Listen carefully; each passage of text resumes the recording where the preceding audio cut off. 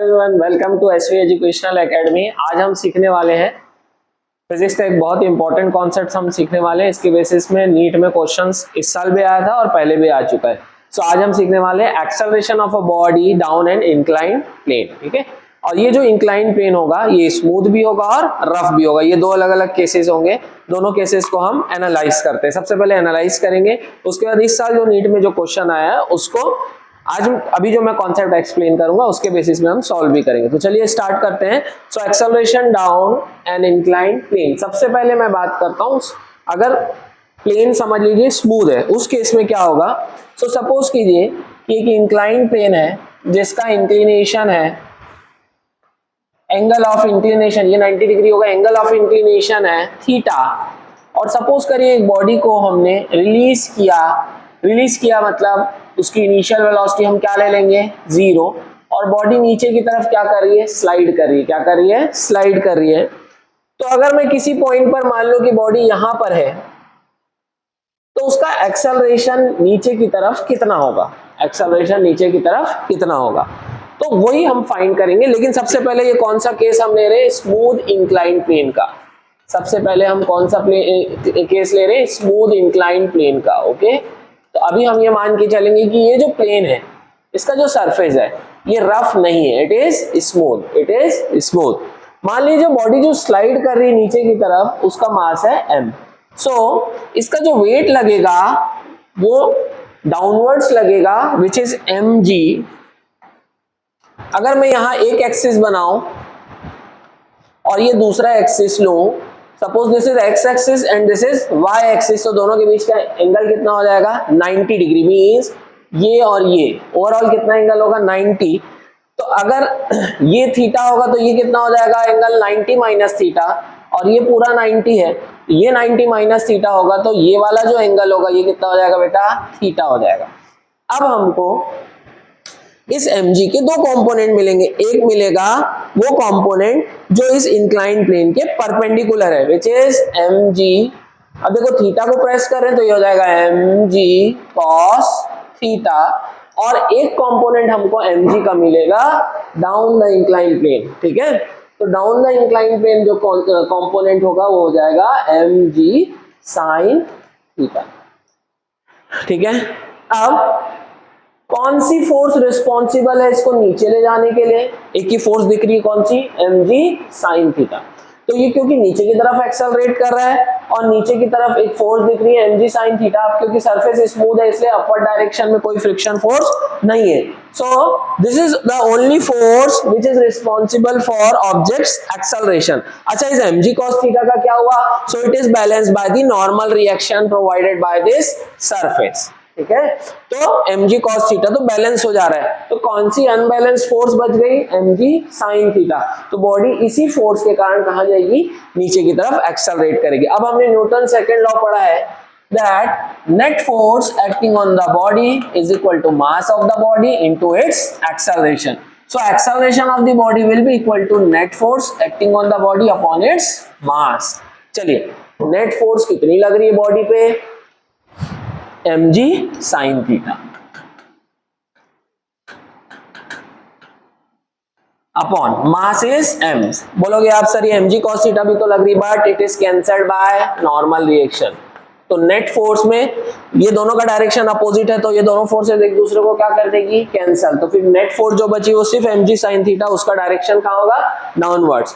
सो यहां से अगर आप देखेंगे तो मास कैंसल हो जा रहा है बेटा, और एक्सेलरेशन ऑफ द बॉडी का जो फॉर्मूला आ रहा है ये आ रहा है g sin थीटा।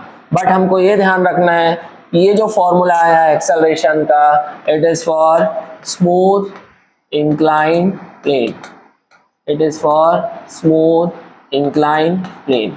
और ये भी ध्यान रखना है कि बॉडी जो है वो नीचे की तरफ स्लाइड करते हुए जा रही है, रोल करते हुए, रोटेट करते हुए नहीं जा रही है। तो बॉडी जब नीचे की तरफ स्लाइड करते हुए जाएगी और जो प्लेन जो रहेगा वो स्मूथ होगा, तो बॉडी का जो एक्सेलरेशन होगा it will be g sin theta. तो इस फॉर्मूले को आप लोग नोट कर लीजिए। So this is the acceleration of the body down an smooth inclined plane. अब हम बात करेंगे कि अगर ये प्लेन जो है, ये जो सरफेस है इंक्लाइंड सरफेस, अगर रफ हो जाए, अगर रफ हो जाएगा तब क्या होगा। चलिए देखते हैं। इस फॉर्मूले को आप नोट कर लीजिए, ठीक है। चलिए आगे बढ़ते हैं। तो अगर हम मान के चले कि भाई सरफेस अगर रफ होगा तो क्या करना है, उस केस में क्या एक्सेलरेशन सेम होगा या चेंज हो जाएगा, देख लेते हैं।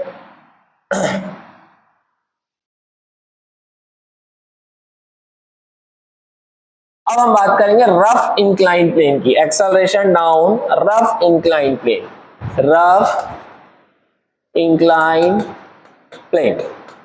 चलिए देख लेते हैं। अब प्लेन वही है, एंगल ऑफ इंक्लिनेशन वही है, चेंज क्या आ रहा है बेटा कि पहले सरफेस स्मूथ था, अभी सरफेस में क्या है, फ्रिक्शन है। सरफेस में क्या है, फ्रिक्शन है। अब जब सरफेस रफ होता है तो हमको पता है कि सरफेस पे क्या होता है, म्यू एस एंड म्यू के, ये सरफेस की प्रॉपर्टी होती है। इसको बोलते हैं है ना, coefficient of static friction, and this is known as coefficient of kinetic friction. चलिए अच्छा, अब हम ये मान के चल रहे हैं कि बॉडी नीचे की तरफ स्लाइड कर ही रही है, इनिशियल वेलोसिटी हम ले रहे हैं 0, ठीक है। अच्छा मान लेते हैं हम कि बॉडी नीचे की तरफ स्लाइड कर रही है, means body is already accelerating downwards. अब बॉडी नीचे की तरफ जा रही है, हमेशा याद रखना है कि अगर दो अपोजिट डायरेक्शन में फोर्सेस लगती है तो बॉडी जिस डायरेक्शन में जा रही है, जिस फोर्स के डायरेक्शन में जा रही है, मतलब वो फोर्स बड़ी है। अब यहां पर हमको पता है कि भाई m वेट का कंपोनेंट तो वही लगेगा नीचे की तरफ, mg sin थीटा, जो मैंने आपको समझा दिया था। ये वाला वेट का जो कंपोनेंट है ये बॉडी को नीचे की तरफ स्लाइड कराना चाह रहा है। इधर क्या लग रहा है, मैंने बताया था mg cos theta. mg cos theta किसके बराबर होगा, नॉर्मल रिएक्शन के। mg cos theta will be equal to normal reaction, इसको मैं r से डिनोट कर रहा हूं। तो मुझे ठीक है, तो ध्यान रखेंगे कि नॉर्मल रिएक्शन जो होगा वो हमेशा contact surface, this is contact surface, उसके हमेशा परपेंडिकुलर होगा। नॉर्मल रिएक्शन हमेशा कांटेक्ट सरफेस के परपेंडिकुलर होगा, ठीक है। जैसे अगर प्लेन हॉरिजॉन्टल है तो देखिए कांटेक्ट सरफेस हॉरिजॉन्टल है तो नॉर्मल रिएक्शन वर्टिकल हो गया, दोनों के बीच का एंगल कितना हो गया, 90। अगर प्लेन वर्टिकल है और ये बॉक्स है मान लीजिए, तो ये कांटेक्ट सरफेस हो गया, नॉर्मल रिएक्शन ऐसे लगेगा। तो नॉर्मल रिएक्शन हमेशा कांटेक्ट सरफेस के परपेंडिकुलर होता है। तो अभी इस बॉक्स और इस प्लेन का कांटेक्ट सरफेस ये है, तो नॉर्मल रिएक्शन इसके परपेंडिकुलर होगा। तो क्या मैं लिख सकता हूं, अगर मैं इस सिचुएशन को देखूं और मैं ये मान के चल रहा हूं कि बॉडी नीचे की तरफ स्लाइड कर रही है, ठीक है। अब हमको पता है कि अगर बॉडी नीचे की तरफ स्लाइड करेगी तो काइनेटिक फ्रिक्शन कहां लगेगा, ऊपर की तरफ। काइनेटिक फ्रिक्शन कहां लगेगा, ऊपर की तरफ। ये हमको पता है, हमने फ्रिक्शन में पढ़ा हुआ है। सो काइनेटिक फ्रिक्शन ऊपर लगेगा। mg का जो डाउनवर्ड कंपोनेंट है mg sin थीटा, वो बॉडी को नीचे स्लाइड कराना चाह रहा है। काइनेटिक फ्रिक्शन इसको नीचे जाने से रोकना चाह रहा है। काइनेटिक फ्रिक्शन कहां लग रहा है, ऊपर।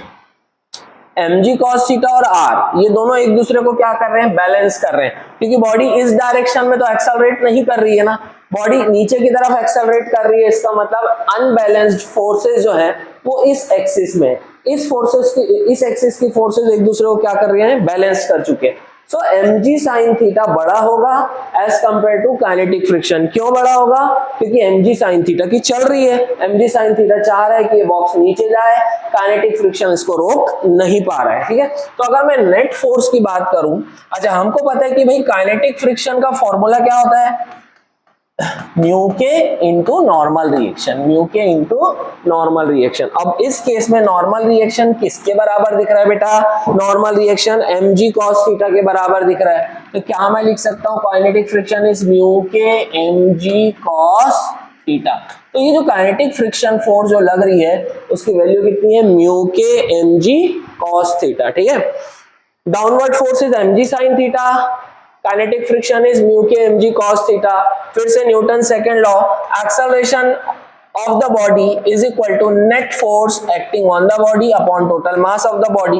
अब यहाँ पर net force acting on the body क्या होगी, तो हमेशा याद रखेंगे कि अगर दो अपोजिट डायरेक्शन में फोर्सेस लग रही है, तो नेट फोर्स हमेशा निकालेंगे force of larger magnitude minus force of smaller magnitude, बड़ी फोर्स माइनस छोटी फोर्स। इसको बड़ी क्यों बोल रहा हूं, क्योंकि इसी की फोर्स की चल रही है, बॉडी इसी डायरेक्शन में मूव कर रही है, तो नेट फोर्स हो जाएगा बड़ी force mg sin theta minus छोटी force mu k mg cos theta by m। तो यहां से m m कैंसिल हो जाएगा, एक्सेलरेशन कितना आ रहा है बेटा g sin theta minus mu के g cos theta, g sin theta minus mu के g cos थीटा, दोनों से हम g को कॉमन निकाल सकते हैं, तो फाइनल फॉर्मूला आएगा एक्सेलरेशन का sin theta minus mu k cos theta. ठीक है, सो this is the acceleration of a body moving down a rough inclined plane, moving down a rough inclined plane। ठीक है, तो दोनों केस हमने देख लिया कि स्मूथ इंक्लाइंड प्लेन में एक्सेलरेशन होता है g sin थीटा, और रफ इंक्लाइंड प्लेन में जो एक्सेलरेशन होता है वो होता है g sin theta minus mu k cos theta. अब इसमें देख लीजिए थीटा क्या है, theta is the angle of inclination, mu k क्या है coefficient of kinetic friction, g is the acceleration due to gravity. ठीक है, तो इसको आप लोग नोट कर लेंगे। अब हम आते हैं जो नीट का जो क्वेश्चन आया था इस साल उसको देख लेते हैं। हमने कॉन्सेप्ट देख लिया, अब इस पे के बेसिस पे क्वेश्चन देख लेते हैं। चलिए, सो क्वेश्चन ये है, there are two inclined surfaces of equal length. ठीक है, दो अलग अलग इंक्लाइंड सरफेसेस है, दोनों की लेंथ सेम है विच इज l, और एंगल ऑफ इंक्लिनेशन जिसको मैं थीटा बोल रहा हूं वो 45 डिग्री है with the horizontal. One of them is rough and other is perfectly smooth। ठीक है, a given body takes 2 times as much time to slide down on rough surface than on smooth surface।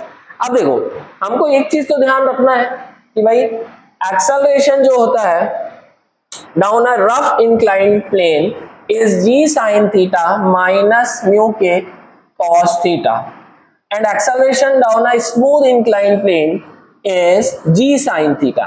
तो अगर मैं बोलूं कि भाई acceleration along smooth plane is g sin theta and acceleration along rough plane, this is for smooth plane, and acceleration along rough plane is g sin theta minus mu k g cos theta।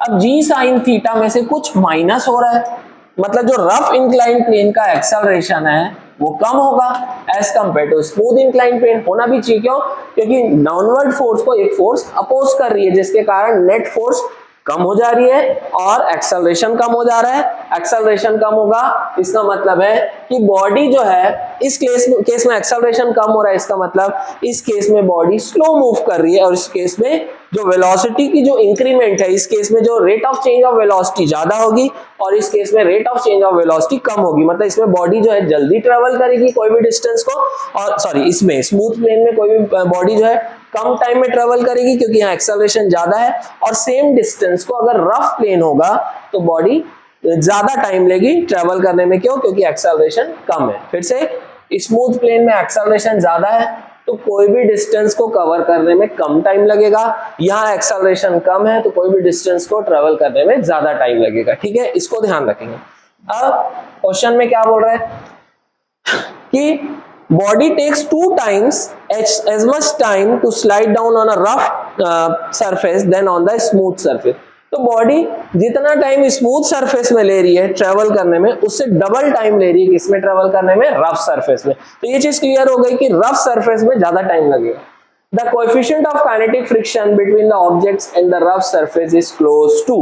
अब हमको निकालना है mu के की value. तो चलिए question को हम सॉल्व कर लेते हैं। पहले केस में ये है कि स्मूथ प्लेन है, थीटा 45 दिया हुआ है ना, लेंथ दी है l,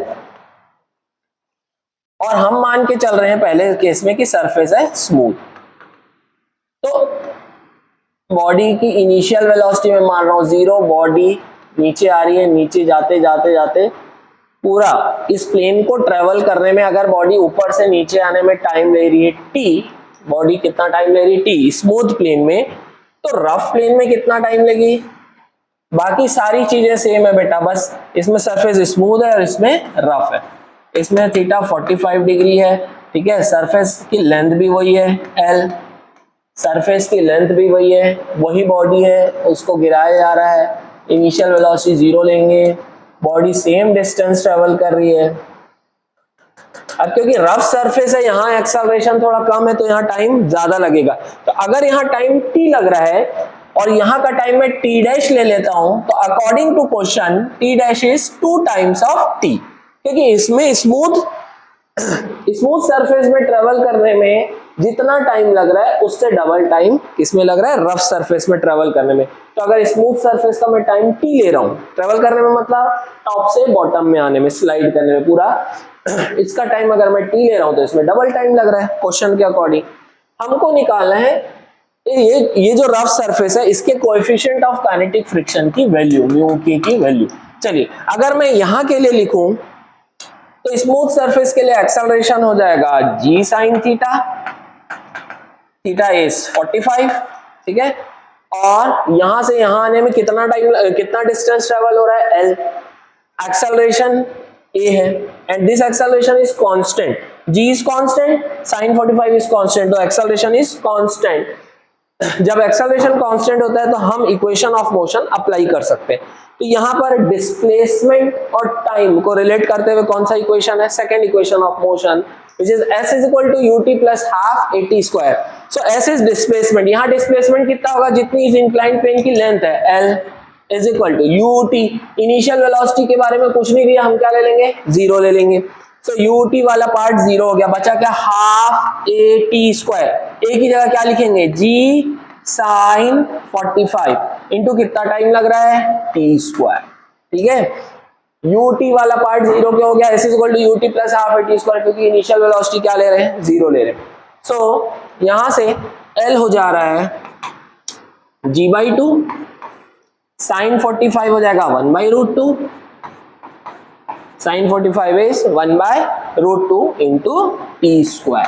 तो ये इक्वेशन 1 बना। ये किसका इक्वेशन बना है, हमारे जो है ये स्मूथ इंक्लाइन प्लेन के में सेकेंड इक्वेशन ऑफ मोशन हमने लगाया। अब रफ इंक्लाइन प्लेन में हम लगाएंगे second equation of motion, rough incline plane में हम लगाने वाले हैं सेकेंड इक्वेशन ऑफ मोशन। चलिए डिस्प्लेसमेंट वही है l is equal to ut, फिर से इनिशियल वेलोसिटी क्या ले रहे हैं, 0, तो ut वाला पार्ट 0 हो गया, बचा क्या, हाफ इनटू एक्सेलरेशन, एक्सेलरेशन का फॉर्मूला क्या आता है, g sin theta that is sin 45 minus mu k cos theta that is cos 45 into time का स्क्वायर। यहाँ टाइम कितना है, t डैश, लेकिन t डैश की जगह क्या लिखूंगा, 2t, तो 2t का स्क्वायर हो जाएगा 4t स्क्वायर, 2t का स्क्वायर क्या लिखूंगा बेटा, 4t स्क्वायर। चलिए थोड़ा सा इसको और सॉल्व कर लेते हैं, तो l is equal to g/2 sin 45 is 1/√2 minus mu k cos 45 is 1/√2, तो म्यू के /√2 इंटू 4t स्क्वायर। ये हो गया हमारा सेकेंड इक्वेशन, ये हो गया सेकेंड इक्वेशन। अब ये दोनों इक्वेशन को नोट कर लीजिए, और हमको पता है कि ये भी l के बराबर है और ये भी l के बराबर है, तो मैं लिख सकता हूं equation 1 is equal to equation 2, ठीक है। यहां तक आप लोग नोट कर लीजिए, ऊपर का पार्ट मैं मिटा रहा हूं क्योंकि आप लोगों ने इसको लिख लिया होगा। अब दोनों इक्वेशन को हम इक्वेट करने वाले हैं, दोनों इक्वेशन को हम इक्वल रखेंगे, क्यों, क्योंकि दोनों ही l के बराबर है। So equation 1 is equal to equation 2, ठीक है, equation 1 is equal to equation 2। चलिए, so this is equal to this, तो इधर क्या है देखिए, g/2, क्या बचा, 1/√2 t स्क्वायर, इधर क्या है देख लीजिए, g/2, इधर क्या है 1/√2 माइनस म्यू के /√2 इंटू 4t स्क्वायर। अब जो जो कैंसल हो सकता है उसको कैंसल करेंगे, क्या क्या कैंसल हो सकता है देखिए, g/2 कैंसल, t स्क्वायर भी कैंसल हो गया, 1/√2 कॉमन निकलेगा तो 1/√2 भी कैंसल हो जाएगा, सो 1/√2 कैंसल होगा, तो बचा क्या देखिए, यहां पर तो 1 बच गया, ठीक है, यहां बच गया 1, लेफ्ट साइड में इज इक्वल टू, क्योंकि 1/√2 कॉमन निकला था तो यहाँ बचेगा 1 माइनस, यहाँ क्या बचेगा देखिए, यहाँ भी 1/√2 कॉमन निकला था, ठीक है, तो यहाँ पर क्या बचेगा देखिए 1/म्यू के, और इन सब के बाहर में कौन है 4, 4 कैंसल नहीं हुआ था, 4 कैंसल नहीं हुआ था, तो यहाँ से 1/4 करूंगा तो 1/4 ये नीचे आके हो जाएगा 1/4 हो जाएगा 0.25 is equal to 1 minus mu k, 0.25 is equal to 1 minus mu k. सो यहां पर हो जा रहा है बेटा, तो म्यू के क्या हो जा रहा है देख लीजिए, म्यू के क्या हो जा रहा है देख लीजिए, म्यू के हो जाएगा 1 minus 0.25 that is 0.75। So this was the answer, this was the answer. अब मैंने आपको एक्सप्लेन किया इसलिए टाइम लगा है, अदरवाइज ये क्वेश्चंस हम क्लास में काफी बार करवा चुके हैं, पहले भी बच्चों को प्रैक्टिस करवा चुके हैं, तो बच्चों को पता है कि डायरेक्टली फॉर्मूला पुट करना है और सीधा आंसर आ जाता है, इसमें आपको मैक्सिमम 30 सेकेंड्स लगने चाहिए। तो चलिए ऐसे ही और क्वेश्चंस लेके आएंगे बेटा, है ना। वीडियो अगर अच्छा लगा है तो आप लोग वीडियो को लाइक करिए। चलिए ठीक है, नेक्स्ट वीडियो में मिलते हैं। चलिए ऑल द बेस्ट।